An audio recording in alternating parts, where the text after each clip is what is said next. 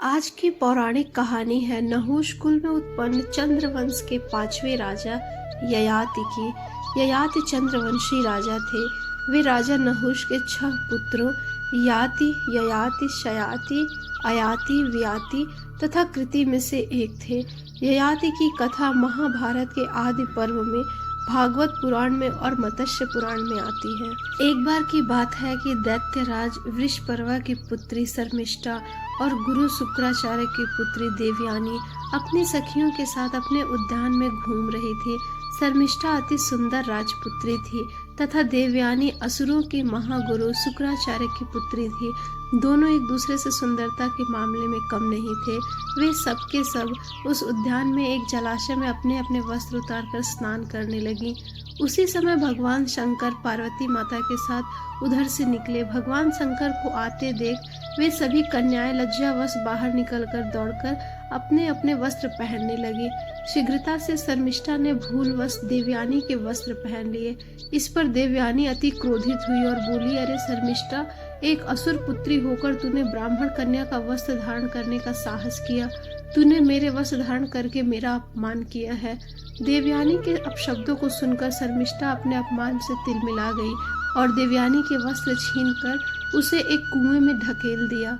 देवयानी को कुएं में ढकेलकर शर्मिष्ठा के चले जाने के पश्चात राजा ययाति आखेट करते हुए वहां पर आ पहुंचे और अपनी प्यास बुझाने के लिए वे कुएं के निकट गए। तभी उन्होंने उसमें एक वस्त्रहीन देवयानी को देखा। जल्दी से उन्होंने देवयानी के देह को ढकने के लिए अपने वस्त्र दिए और उसे कुएं से बाहर निकाला। इस पर देवयानी ने प्रेम पूर्वक राजा ययाति से कहा, हे आर्य, आपने मेरा हाथ पकड़ा है, अतः मैं आपको अपने पति के रूप में स्वीकार करती हूँ। यद्यपि मैं ब्राह्मण पुत्री हूँ, किंतु बृहस्पति के पुत्र कच्छ के साप के कारण मेरा विवाह ब्राह्मण कुमार के साथ नहीं हो सकता, इसलिए आप मुझे स्वीकार करिए। ययाति ने प्रसन्न होकर देवयानी के इस प्रस्ताव को स्वीकार किया। देवयानी वहां से अपने पिता शुक्राचार्य के पास आई तथा उनसे समस्त वृत्तांत कहा।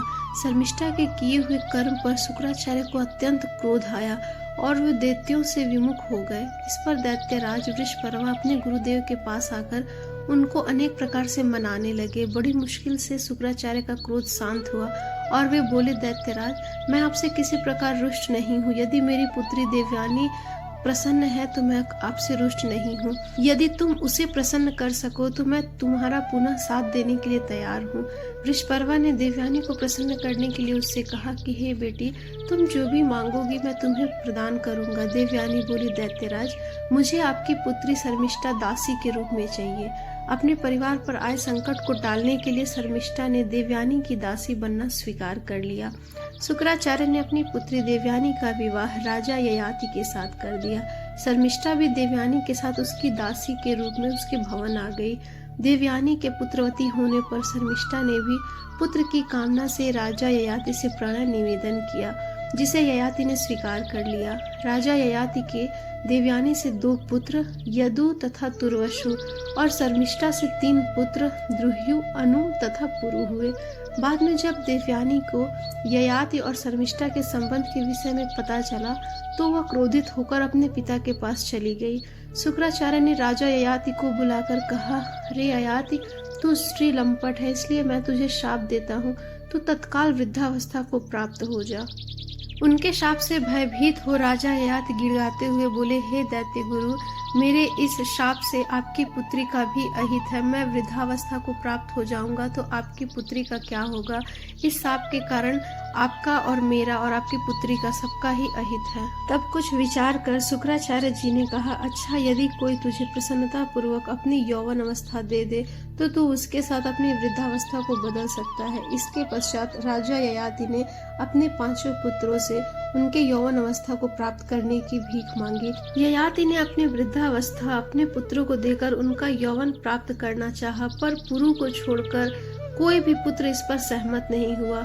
पुत्रों में पुरु सबसे छोटा था और यदु सबसे बड़े, पर पिता ने इसी को अपना राज्य उत्तराधिकारी बनाया और स्वयं 1 सहस्त्र वर्ष तक युवा रहकर शारीरिक भोग करते रहे।